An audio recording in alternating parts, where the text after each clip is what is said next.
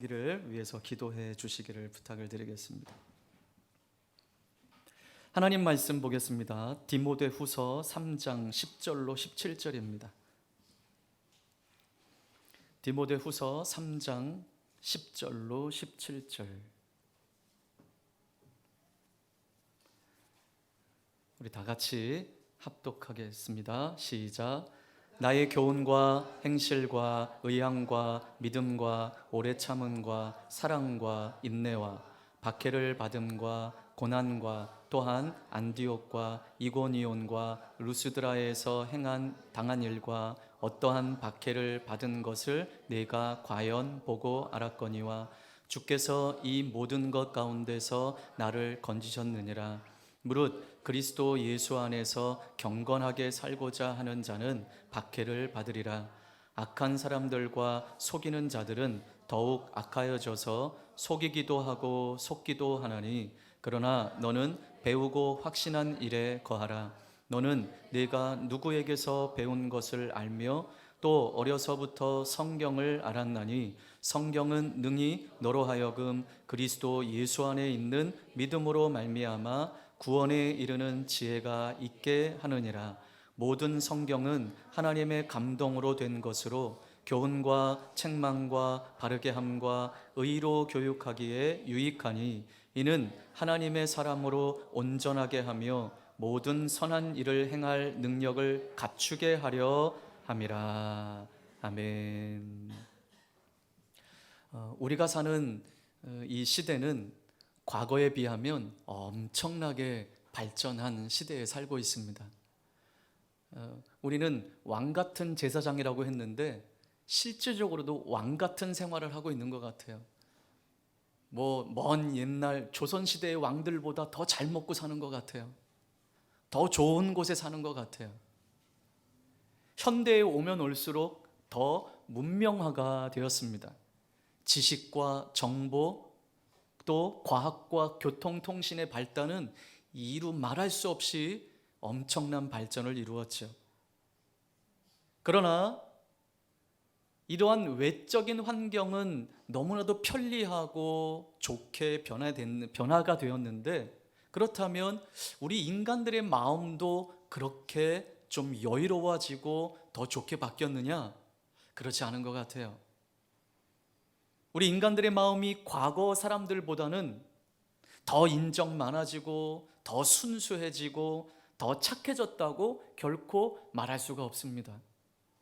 왜냐하면 인간들은 더 영악해지고요, 더 이기적이 되고요, 더 탐욕스럽게 되었습니다.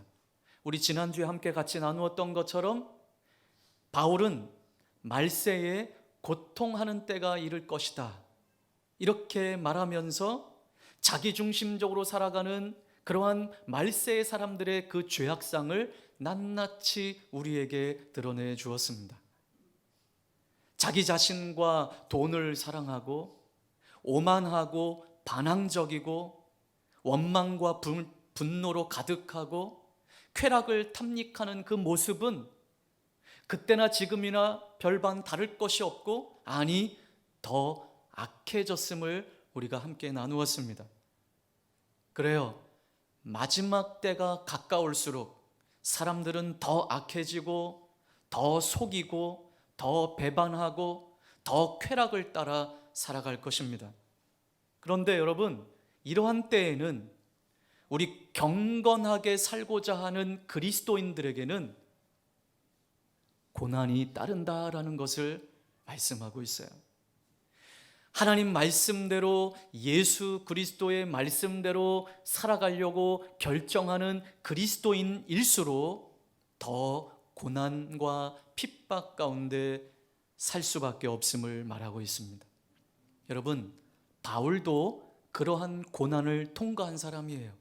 예수님 때문에, 복음 때문에 그러한 고난을 통과한 사람이 바울이에요.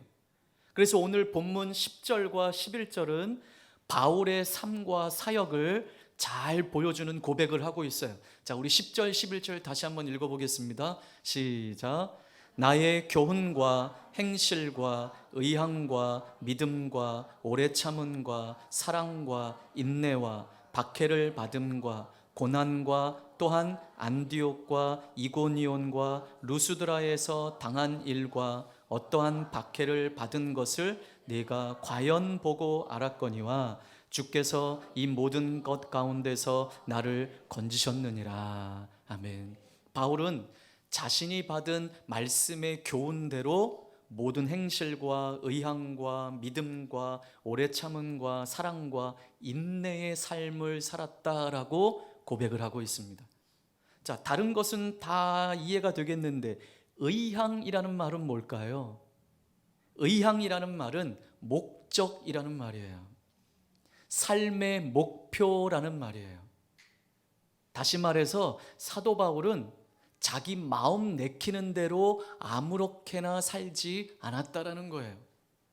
목적이 뚜렷한 삶을 살았다라는 거예요. 사도 바울의 목적과 삶의 목표가 무엇이겠습니까? 예수 그리스도이십니다.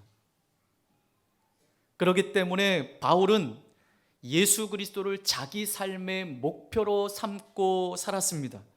그렇기 때문에 주님을 따르는 길에 만나는 고난과 박해도 두려워하지 않았습니다. 자신이 예수님 때문에 당하는 고난과 박해도 마다하지 않았습니다. 그러면서 바울은 자신이 주님을 위해서 사역하다가 받은 그 박해와 고난의 예로 안디옥과 이고니온과 루스드라에서 당한 그 일들을 상기시켜 주고 있습니다. 자, 안디옥과 이고니온과 루스드라에서 복음을 전할 때 여러분, 이 지역의 유대인들은 매우 폭력적이었어요. 그래서 바울을 전하는 바울 일행을 굉장히 힘들게 하고 큰 박해로 이들에게 고난을 주었던 지역이 이 지역이에요. 더 나아가서 루스드라에서는 비시디아 안디옥과 이고니온에서 쫓아온 유대인들이 무리를 충동질해서 바울에게 돌을 던지면서 바울을 죽이려고 했어요. 여러분, 우리가 잘 알고 있는 것처럼 바울이 그 돌에 맞아 어떻게 된 지경이었죠? 거의 그 사람들이 볼 때는 죽었다 싶어서 바울을 끌어댄다가 내버렸어요. 여러분, 말 그대로 바울은 죽을 고비를 한두 번 넘긴 것이 아니에요.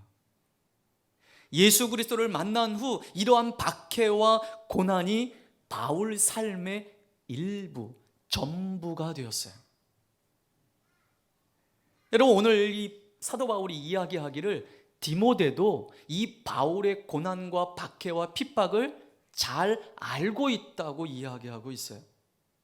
자, 그럼에도 불구하고 사도 바울이 다시 한번 이 지역을 드러내고 자신의 고난과 아픔과 핍박을 상기시켜주는 이유는 디모데의 고향이 바로 루스드라이기 때문에 그렇습니다. 디모데는 자신이 고향에서 이제 바울을 통해서 또 말씀을 듣고 부모님을 통해서 말씀을 듣고 그곳에서 예수 그리스도를 만나고 또 했던 이 은혜가 바울을 통해서 오게 된 이 은혜, 야, 바울이 내가 있는 이 지역에서 이렇게 고난과 핍박 중에도 복음을 전한 것이었구나. 이것을 다시 한번 깨닫고 복음의 빚진 자로 살기를 원했던 거예요. 야, 내 고향 이 루스드라에서 바울 선생이 이와 같이 어려움을 당했지. 내가 어영부영 나도 살면 안 되지. 나도 정신 바짝 차리고 복음의 빚진 자로 나도 이제는 바울 선생으로부터 받은 이 복음을 누군가에게는 전해야지. 이러한 마음으로 살기를 바울은 원했던 것이었어요. 여러분, 우리도 마찬가지예요. 고난 가운데 복음을 받고 전해준 누군가의 희생을 통해서 오늘 우리는 복음을 들은 거예요. 그냥 거저 우리가 받은 것이 아니에요. 믿음의 선배들일 수 있고요, 우리 부모일 수 있고요, 우리 이 디모데와 같이 외조모일 수도 있고요, 그 누군가의 헌신과 희생을 통해서 우리에게 복음이 흘러온 거예요. 그래서 우리도 이와 같은 마음으로, 그렇다면 나도 복음의 빚진 자의 마음으로 누군가에게 나도 이 복음을 흘려보내야 되겠다. 여러분, 이러한 마음이 있어야 될 줄 믿습니다. 다른 누군가에게 나도 바울과 같은 삶이 되어야 되겠다. 여러분, 여러분을 통해서 예수 그리스도의 복음이 흘러가길 바랍니다. 아직 믿지 않는 우리 가족들에게, 또 직장 동료에게, 혹은 내 친구들에게, 내 가족들, 내 친지들에게 복음의 빚진 자로서 우리도 복음을 전하는 삶을 살아내시기를 주님의 이름으로 축복합니다. 예수님을 만나고 그분을 삶의 목표로 살아온 바울 신앙의 여정은 결코 만만한 여정이 아니었습니다. 그러나 바울이 오늘 디모데에게 말하려고 하는 것은, 내가 고난과 박해 가운데 이렇게 어렵게 신앙 여정을 살아왔어, 그런 나를 좀 알아줘, 이런 마음이 아니에요. 오늘 바울이 말하려고 하는 것은 자기의 힘듦과 자기의 어려움을 말하려고 하는 것이 아니에요. 자, 무엇인가? 자, 11절 하반절에 주께서, 찾으셨어요? 자, 시작. 주께서 이 모든 것 가운데서 나를 건지셨느니라. 아멘. 주께서 이 모든 것 가운데, 이 모든 것이 무엇입니까? 자신이 받은 어려움, 고난과 핍박과 환난, 이 가운데서 누가? 주님이, 예수 그리스도께서 나를 건지셨다. 건지셨다라는 것은 빼내셨다라는 거예요. 구원하셨다라는 것입니다. 오늘 바울이 디모데에게 이야기하고자 하는 것은 바로 이거예요. 디모데야, 너 지금 너무 편하게 목회하고 있는 거 아니야? 나를 봐. 내가 얼마나 힘들게 목회했는데, 나는 죽을 위기도 여러 번 겪었어. 이것을 이야기하는 게 아니에요. 이 죽을 위기와 힘듦과 어렵고 환난과 핍박 속에서 주님이 나를 건져내셨음을 이야기하고 있는 거예요.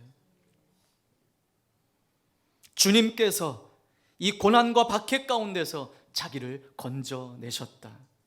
이것이 오늘 자신이 존재하는 이유라는 것을 이야기하고 있는 거예요. 그러면서 사도 바울은 12절에 이렇게 이야기합니다. 시작. 무릇 그리스도 예수 안에서 경건하게 살고자 하는 자는 박해를 받으리라. 아멘. 예수 그리스도를 믿기로 작정한 후에는 박해를 받을 수밖에 없다라는 것을 이야기하고 있어요. 자, 어떤 이들은 그렇게 이야기해요. 하나님, 내가 진짜 세상에서 막 살다가 난 정말 하나님 믿고 예수님 믿고 잘 살려고 그렇게 내가 결정했는데, 내가 신앙생활 열심히 하려고 결정했는데, 하나님 왜 나 안 도와주세요? 왜 여전히 나는 힘들어요? 왜 여전히 내 몸은 아프고 재정도 힘들고 어려워요? 그렇게 이야기하는 분들이 있어요. 근데 여러분, 성경은 오늘 우리에게 이야기하기를 예수 그리스도를 믿기로 작정한 후에는 어떤 편안한 삶, 이 땅에서 잘 먹고 잘 사는 그러한 삶이 기다리고 있다고 말씀하지 않고 뭐가 기다린다고요? 박해. 자, 그 이유를 요한복음에서 주님은 이렇게 말씀하셨어요. 우리 한번 찾아볼까요? 요한복음 15장 18절로 21절. 요한복음 15장 18절로 21절. 우리 다 함께 합독하겠습니다. 시작. 세상이 너희를 미워하면 너희보다 먼저 나를 미워한 줄을 알라. 너희가 세상에 속하였으면 세상이 자기의 것을 사랑할 것이나 너희는 세상에 속한 자가 아니요 도리어 내가 너희를 세상에서 택하였기 때문에 세상이 너희를 미워하느니라. 내가 너희에게 종이 주인보다 더 크지 못하다 한 말을 기억하라. 사람들이 나를 박해하였은즉 너희도 박해할 것이요 내 말을 지켰은즉 너희 말도 지킬 것이라. 그러나 사람들이 내 이름으로 말미암아 이 모든 일을 너희에게 하리니 이는 나를 보내신 이를 알지 못함이라. 아멘. 예수님을 만나고 말씀대로 살기로 결정한 그리스도인이 세상에서 핍박을 받는 이유는 다른 거 없다는 거예요. 세상이 하나님을 알지 못하기 때문에, 그리고 그 하나님을 알지 못하기 때문에 예수님을 미워한 것, 그 예수님을 미워한 것처럼 너희도 미워할 것이라고 말씀하고 있는 거예요. 여러분 기억하세요. 우리가 예수님을 믿는 것 때문에 세상에서 어려움을 받는다라고 한다는 것은 여러분이 지금 잘 살고 있다는 증거예요. 내가 세상에서 핍박을 당하고 어려움을 당하고 믿지 않는 자들로부터 어려움을 받고 있다라고 한다면 여러분 기억하세요. 여러분은 지금 말씀대로 살고 있다라고 하는 증거예요. 근데 만약에 여러분의 삶 속에 어떤 어려움도 없고 어떤 고난도 없다면 여러분 다시 한번 여러분의 삶을 좀 돌아보셔야 될 거예요. 내가 말씀대로 사는데 세상 사람들과 트러블이 없다라고 한다는 것은 다시 한번 우리의 삶을 돌아봐야 하는 거예요. 내가 평일날도 예배하려고 애쓰고 내가 말씀대로 살아가려고 애쓰고 어떤 거짓이 난무하는 세상 속에서도 내가 진실대로 살아가려고 애쓰는데 세상에서 아무런 태클이 없다라고 하는 것은 내가 말씀대로 살지 못하고 있다는 증거예요. 근데 우리가 그렇게 산다면 반드시 세상에 태클이 들어오게 돼 있어요. 우리가 말씀대로 살지 않으면 우리는 편하게 살 수 있어요. 신앙생활도 편하게 할 수 있고요, 세상에서도 편하게 살 수 있어요. 그러나 말씀대로 살기로 결정한 이상 우리에게는 고난이 따를 수밖에 없음을 오늘 성경은 분명히 우리에게 말씀해 주고 있습니다. 우리가 믿음으로 살아가다가 만나는 고난으로 인해서 여러분 힘들어하지 말고 예수 그리스도의 고난에 동참한 것으로 인해서 감사하시길 바랍니다. 그러면 그 고난을 능히 감당할 힘을 주실 것입니다. 아니요, 그 고난 가운데서 우리를 건져내신다고 말씀하고 있습니다. 여러분, 우리는 한 가지 분명한 확신 가운데 이 세상을 살아가기를 바랍니다. 주님 때문에 당하는 고난과 핍박과 환난이 있다면 반드시 주님께서 지켜주실 것입니다. 수많은 유혹과 핍박 속에서 세대의 흐름을 거스르며 말씀을 붙잡고 산다면 우리는 반드시 세상에서 고난을 당하게 될 것입니다. 그러나 그 고난이 두려워 말씀을 떠나고 심지어 예수 그리스도를 떠난다면 여러분 우리는 영원한 하나님의 나라를 유업으로 받지 못할 것입니다. 자, 그렇다면 우리가 이렇게 내가 예수 그리스도를 믿는 이 믿음 때문에 우리에게 고난을 주는 이 세상을 어떻게 이길 것이냐라는 것을 사도 바울이 우리에게 계속해서 권면합니다. 악한 세상의 유혹과 핍박을 대비하기 위해서 우리에게 진짜 필요한 것이 무엇인가? 자, 14절 상반절은 이렇게 이야기합니다. 너는 배우고 확신한 일에 거하라. 어디에 거하라고요? 배우고 확신한 일. 자, 무엇을 배우고 확신한 일입니까? 말씀이라는 거예요. 말씀으로 확신을 지니게 된 믿음의 일에 굳건하게 머물러 있어라 라고 말하는 거예요. 여러분, 세상을 이길 유일한 대안은 말씀밖에 없습니다. 한번 따라해 볼까요? 세상을 이길 유일한 대안은 말씀뿐입니다. 말씀뿐입니다. 아멘. 우리가 세상을 이길 대안은 말씀밖에 없어요. 그래서 디모데는 14절에 바울이 이렇게 이야기해요. 디모데, 너는 내게서 말씀을 배웠다. 그리고 15절에도 너는 어려서부터 말씀을 배웠다. 자, 어려서부터 누구에게 말씀을 배웠어요?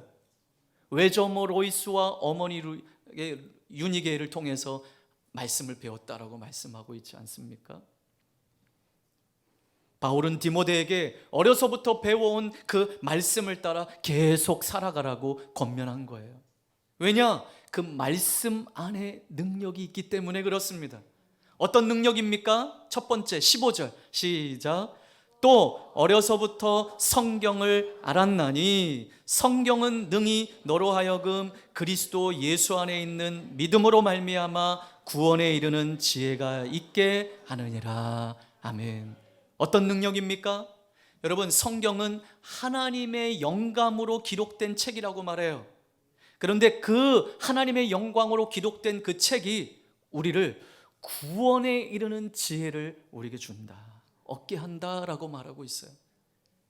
구원을 얻는 지혜가 있기 때문에 성경은 능력의 책입니다. 두 번째 16절 시작.